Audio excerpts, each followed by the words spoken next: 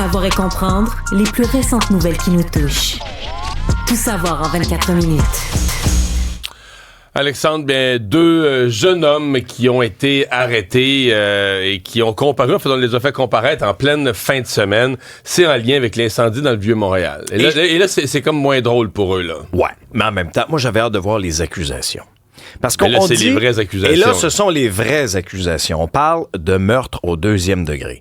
Meurtre au 2e degré, incendie criminel et 3 autres chefs d'accusation là, d'incendie criminel ayant mis en danger la vie des gens. Les 2 individus, on a leur identité, on les nommé. Justin Fortier-Trahan, 20 ans, qui lui a des antécédents judiciaires. Il venait de sortir de prison, imaginez, en juillet, pour un incendie criminel en avril 2023 à Laval. À ce moment-là, il avait incendié la voiture du fils de Marco Pizzi, qui est relié à la mafia italienne. L'autre, son présumé complice dans cette histoire-là, Juventino Hernandez Peláez, il a 18 ans. Il aurait été le chauffeur, le complice là, dans cette histoire-là. Mais il est quand même accusé de meurtre deuxième. Il est quand même accusé. Alors, les 2 demeurent détenus, vont revenir en cours au cours de la semaine le 18 octobre pour l'enquête sur remise en liberté. Mais d'ici là, tu as raison. Ils sont détenus. Et dans cet incendie d'origine criminelle, dans la nuit du 3 au 4 octobre dernier, rappelons-le, il y a 2 personnes qui ont perdu de la vie. Une dame de 43 ans originaire de la France et sa fille de 7 ans. Il faut comprendre aussi, Mario, que les policiers ont mis les bouchées doubles. On voulait des résultats. Il y avait 200 policiers du SPVM qui ont touché à cette enquête-là. Qui ont touché à cette enquête-là depuis le début de l'incendie. C'est majeur. Et en fin de semaine, vraiment, moi, en tout cas, j'étais soulagé de voir la gravité des accusations parce qu'on a beaucoup parlé de la sévérité des peines. Hein. Souvent, c'est une petite tape ses doigts. Alors que là, il y a une vague... deuxième, là... Non, mais puis là, alors que là, il y a une vague, Mario, là, tu sais, d'extorsion envers les restaurateurs ou quoi que ce soit. Mais il faut comprendre souvent qu'au rez-de-chaussée, c'est correct. Il y a un restaurant, mais dans des tours, il y a des habitations aussi en hauteur. Il y a danger pour la vie, là. Peut-être ça va faire réfléchir certains de dire, regarde, tu lances un objet incendiaire, toi t'as l'impression que tu fais juste ça pour faire peur, là, tu sais, puis que tu vas faire un petit peu de boucan dans le restaurant. Mais si l'édifice prend feu, parce que ça, c'est... S'ils sont condamnés, là, meurtre deuxième, c'est prison à vie avec possibilité de libération conditionnelle. C'est ça. Et là, le juge décide 10 ans, 12 ans, 14 ans. Espérons que ça va en faire réfléchir. Il y a l'utilisation des cartes de crédit par le gouvernement du Québec qui a fait l'objet de larges reportages du journal. Oui, et on a du nouveau quand même là-dessus ce matin. Mais si vous avez manqué le dossier en fin de semaine, là, ça en est vraiment choquant. Moi, personnellement, je lisais ça, j'en revenais pas. Des frais d'intérêt, des contrats non divulgués au public, des dépenses faites par erreur.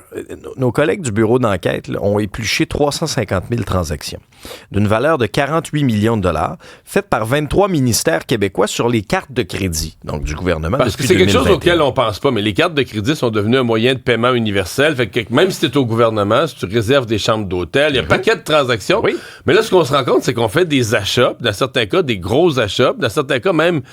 Ça n'a pas la même transparence que si ça avait été payé autrement ou payé par chèque. Là. Ben oui, et on oublie de payer le solde, Mario. Ça, c'est pas croyable. On paye de l'intérêt. On paye de l'intérêt. On a un déficit de 11 milliards, là, puis on paye de l'intérêt sur des cartes de crédit parce qu'il y a des fonctionnaires qui les paient pas à temps à la fin du mois. Peux-tu croire? Ça, j'en revenais pas. Là. Ça, c'est incroyable. Certains montants sont substantiels. Là. On parle pas du 2,37 non, on parle de dizaines de milliers de dollars. Non, on parle de dizaines de milliers de dollars en intérêt et c'est fascinant. L'autre nouvelle qui a fait grincer des dents beaucoup, là, c'est le fameux chandail du Canadien qu'on voit dans le bureau du premier ministre, le chandail autographié de Guy Lafleur. Et là, on apprend que le premier ministre s'est fait payer par les Québécois ce chandail-là, autographié et encadré à plus de 1 000 $. Et ça, moi, quand j'étais en studio en fin de semaine à Salut Bonjour et que je faisais cette nouvelle-là, j'avais des réactions autour, là, de caméramans, de gens sur le plateau qui étaient étonnés et choqués de cette nouvelle-là. Parce que... D'abord, juste le contexte, c'est que François Legault a commandé des chandails pour tous les premiers ministres des provinces pour une rencontre des premiers ministres. C'est comme le Québec recevait, puis le Québec voulait faire un cadeau à tout le monde. Mais il s'est inclus. Donc, dans l'achat de chandail, il en a acheté pour tout le monde, incluant pour lui-même. Ça te rappelle-tu quelque chose? L'histoire qui me revenait, si j'étais François Legault, je m'inquiéterais de ça. Je remonte loin dans le temps, les années 30. Oui. Presque un siècle. Les culottes à Vautrin. Il s'appelait Irénée Vautrin, c'était le ministre de l'Agriculture des Pêcheries. Et était allé faire une visite de chantier. Il avait fait payer ses pantalons par les contribuables. Et écoutez, ça avait été un scandale. Ça avait remonté jusqu'au comité des comptes publics. Et on l'oublie, mais tu sais, Maurice Duplessis, qui est devenu ensuite, il a fait 5 mandats comme premier ministre, mais le premier mandat de Maurice Duplessis, il n'a pas été élu sur son programme, puis il n'a pas été élu sur l'électrification rurale, puis il n'a pas été élu... Il a été élu sur les culottes à Vautrin, qui était devenu un symbole des libéraux. Ah oui, on se souvient de l'expression. Des libéraux qui étaient tout le temps au pouvoir, des libéraux qui se voyaient au-dessus de la loi, des libéraux qui n'étaient pas battables aux élections. Parce que les libéraux étaient forts. Après ça, Duplessis est devenu... C'est lui qui est devenu imbattable aux élections. Mais les culottes à Vautrin, c'était... tu sais, les culottes à Vautrin, c'était quelques dollars dans le budget du gouvernement. On s'entend que c'était du change, mais c'est devenu un symbole. Alors, je me méfierais, si j'étais François Legault, de ce genre de symbole-là. Ouais, il y a d'autres exemples dont je vous mentionnais tantôt là, sur le site du journal aujourd'hui, entre autres l'analyse de ces dépenses-là. Sur la déléguée à Londres, Lynn Rivard, qui a dépensé 13 000 $ en taxi entre 2022 et 2024.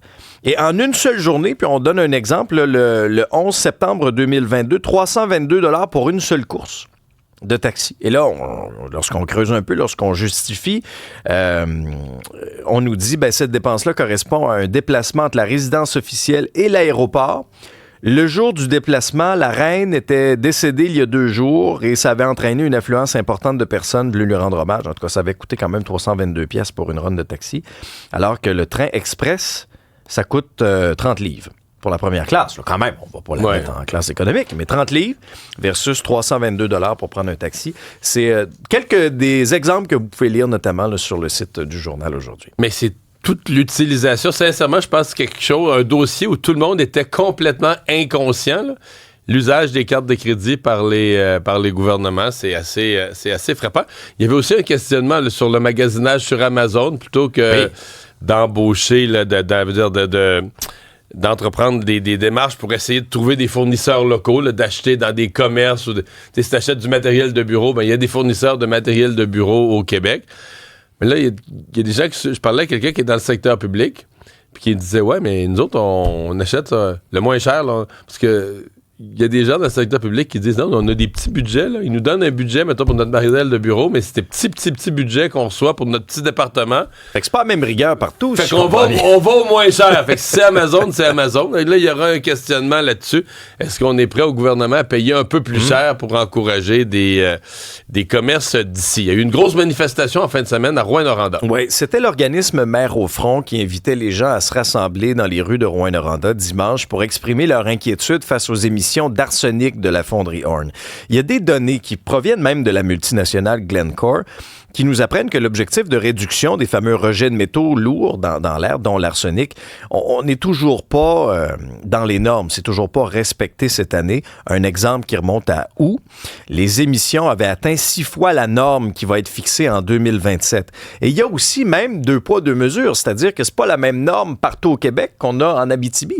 Pourquoi c'est comme ça? Moi, vous le savez, je suis originaire de Rouyn-Noranda. C'est mon coin, là.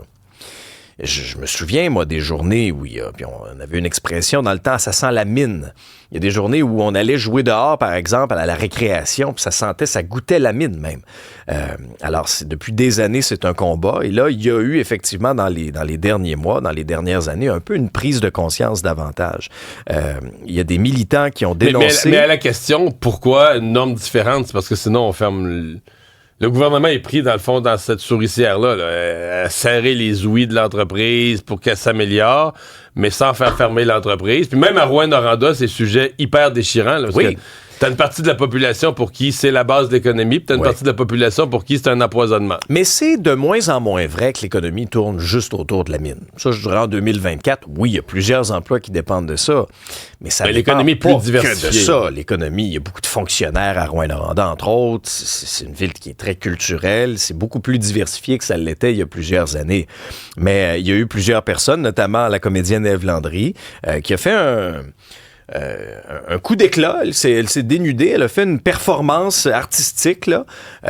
Ça a côté d'Anaïs Barbeau-Lavalette, notamment. Exactement. Ouais. Non, c'est ça. On a vu circuler les images, mais on voulait vraiment mettre l'accent, mettre l'éclairage sur cette cause-là qui peut paraître loin à bien des gens. Puis, mine de rien, Quand il y a quelque chose qui se passe, par exemple, dans le Grand Montréal ou dans les grands centres, bien, c'est sûr que le spotlight, l'éclairage est braqué davantage. Alors qu'un enjeu comme ça qui est plus loin, parce que, bon, l'Abitibi, c'est à quoi? 8-9 heures de route. Mais c'était quand même au cœur de la dernière élection, là. Oui, t'as entièrement raison. Ça a été un enjeu là-bas. Ça a été vraiment un enjeu là-bas, mais il y a des citoyens qui se retrouvent un peu avec un arrière-goût, un goût amer par rapport aux promesses qui n'auraient pas été tenues de la part du gouvernement ou des cibles pas assez ambitieuses aux yeux de certains, tu sais. Mais j'ai hâte de 2027, là, les prochaines cibles qui sont fixées. Ouais. Mais il y a un écart, entre autres, avec la ville. T'sais. Est-ce qu'on tolérerait ça à Westmount? Est-ce qu'on tolérerait ça à Outremont, des mêmes cibles? Les gens déchireraient leurs chemises, tu sais. Ouais. Non, ça, c'est... Ben... On tolérerait pas ça à Rouen non plus. Si une partie de la population... Tu sais, si tout le monde... S'il y avait unanimité à Rouen pour dire on la veut plus, la fonderie Horn, la fermerait, là. Mais tu vois, la dernière élection, Québec solidaire avait tout misé là-dessus, puis ils ont perdu le comté. Ils ont perdu le comté. Profit de Daniel Bernard, t'as entièrement raison. Qui, lui, avait pris une position plus, on va travailler avec la mine, là, avec la majorité. Fait que c'est vraiment pas simple. Puis en même temps, je pense que les gens sont... Même les gens qui veulent pas menacer l'existence de la mine veulent que la mine améliore sa performance, oui. Là. Ben, c'est surtout qu'avec des profits faramineux, la mine a les moyens aussi de se conformer. Hein? Alors, c'est un argument qu'on entend. Ouais. Mais... Est-ce que parce que des fois, les gens regardaient les profits de Glencore, mais Glencore a des mines partout dans le monde, là. Je veux dire, eux, il faut que leurs installations soient profitables une par une. Si t'en as une qui est déficitaire, ils vont la fermer. Eux, c'est une compagnie qui a des... Je sais pas combien ils ont de mines partout sur Terre, mais ils en garderont pas une déficitaire. C'est sûr que la compagnie aurait les moyens de... Mais au fil des ans, ils ont fait beaucoup d'argent avec la mine. Sûrement. Je suis pas trop inquiet pour leur c'est une des plus payantes. Il y a quelque chose qui rentre en vigueur aujourd'hui, dont on a beaucoup débattu, c'est cette réforme de l'IVAC. Oui, il y a un changement. Donc, à partir d'aujourd'hui, ce qui change, l'IVAC, là, si vous savez pas ce que c'est un programme qui offre une compensation financière aux victimes d'actes criminels. Et là, à partir d'aujourd'hui, ce qui change, c'est qu'il y a une période de 3 ans qui est fixée. On va, avec ce que la CAQ a fait comme réforme, on va pouvoir aider davantage de gens, ce qui est un point positif. Mais là, il y a un chronomètre. L'aide, ce sera pour une période de 3 ans. Et là, alors qu'avant, c'était à vie. Alors, avant, ça pouvait être à vie. Alors, tout dépendant si quelqu'un vivait un traumatisme et ne pouvait pas revenir au travail pour une période qui s'échelonnait sur plusieurs années, il n'y avait pas de limite. Donc, exemple, des parents d'enfants assassinés pouvaient... Mais moi, je dois avouer, puis je crois que j'ai entendu des gens témoigner... de leur détresse de voir qu'ils allaient perdre mais moi sincèrement j'avais pas réalisé c'est probablement le seul programme gouvernemental où il n'y a pas de limite là, de temps. Moi je l'ai appris avec ça là, c'est avec cette réforme là que j'ai appris qu'avant tu pouvais être sur l'IVAC. Dans le fond tu pouvais vivre un traumatisme à 40 ans puis finir ta vie sur l'IVAC là. Jusqu'à 65 ans je l'ignorais. Je comprends que c'est... Mais ça dépend quand même des tranches de vie. J'en ai bénéficié. Et donc, moi, suite à ce que j'ai subi, il y a eu une prescription de temps. Alors, moi, dès que j'ai reçu des prestations de l'IVAC, je savais même la date de fin, presque nonobstant comment j'allais aller à cette date-là. Ça avait été comme ordonné dès le départ. Alors, j'ai l'impression quand même que c'était... je veux pas dire que c'était au cas par cas, mais je pense quand même qu'il y avait des catégories. Oui, c'était au cas par cas. Bon. C'était au cas par cas. C'est une évaluation qui était faite, sauf que la loi prescrivait pas de limite de temps. La loi laissait l'ouverture. À l'évaluation. C'est ça, l'ouverture à ce que ce soit pendant des années, là.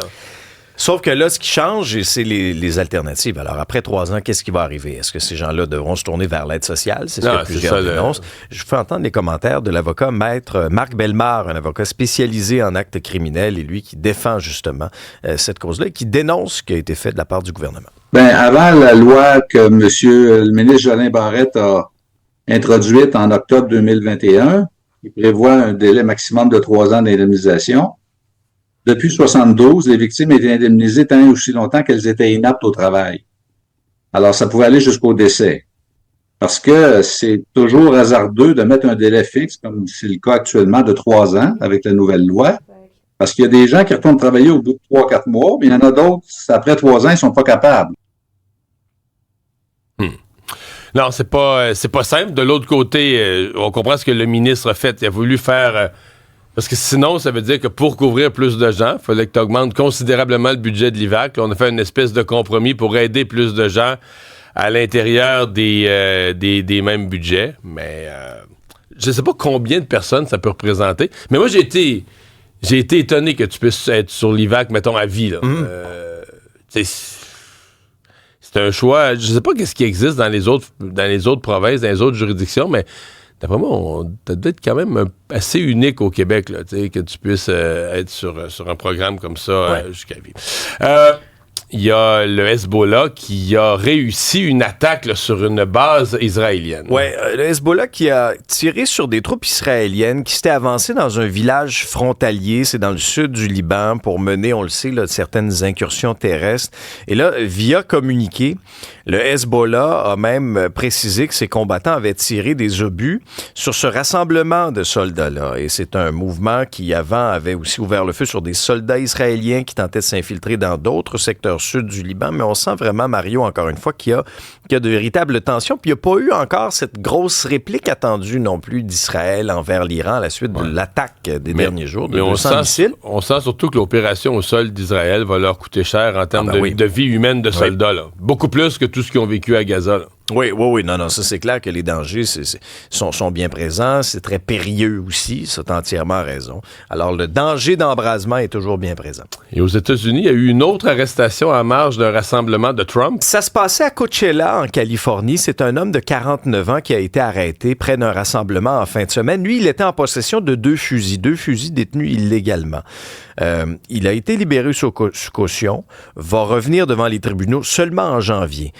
Et là, cette fois-ci, on nous dit que la vie de Donald Trump n'a pas été en danger, mais Trump a quand même échappé à 2 tentatives d'assassinat. Une première en Pennsylvanie au cours de l'été, où on se souviendra que son oreille a été coupée lorsqu'il a été effleuré par cette balle. Et l'autre tentative d'assassinat, c'était sur son terrain de golf à West Palm Beach, en Floride. Alors qu'il jouait au golf et les services secrets étaient en amont, un trou devant lui, et avaient remarqué le canon d'une arme à feu sortir d'un buisson. Cette fois-ci, c'est quand même très différent. Là. Parce qu'aux États-Unis, il y a beaucoup de gens avec des armes à feu. On ne semble même pas avoir d'indication précise que l'individu avait une intention. Bon, on n'aime pas... Je comprends bien que les services secrets n'aiment pas ça, que quelqu'un avec des armes à feu illégales dans l'environnement général d'un rassemblement. Non, pas trop, non. Mais c'est pas la même... En fait, je me suis même demandé en voyant la nouvelle en fin de semaine, c'est s'il n'y avait pas eu les 2 autres événements, probablement qu'on n'en parlerait même pas dans l'actualité. On dirait que c'est du travail normal des Secret Service. Là, ils ont détecté quelqu'un avec des armes à feu qui était rendu trop proche, ils l'ont pincé. Et plus qu'on parle de Donald Trump, les sondages qui sont quand même de mieux en mieux pour lui. Là. Oui, vraiment. Et on va attirer notre attention, on va s'attarder sur le vote, notamment le vote de la communauté hispanique. C'est un sondage du New York Times, Siena College, publié en fin de semaine, qui accorde moins de 60% des intentions de vote au niveau de Kamala Harris au sein de la communauté hispanique. Et ça, c'est le niveau, Mario, le plus bas pour une candidate démocrate depuis les 20 dernières années. Elle n'a que 19 points d'avance sur son adversaire républicain dans cet électorat qui est extrêmement important dans plusieurs états pivots. Qui est démocrate, mais même chose pour les Afro-Américains. Même chose pour les Afro-Américains, t'as entièrement raison. Et ça, on sent que ce sera vraiment un enjeu dans le dernier droit. On est à moins d'un mois là, des élections aux États-Unis.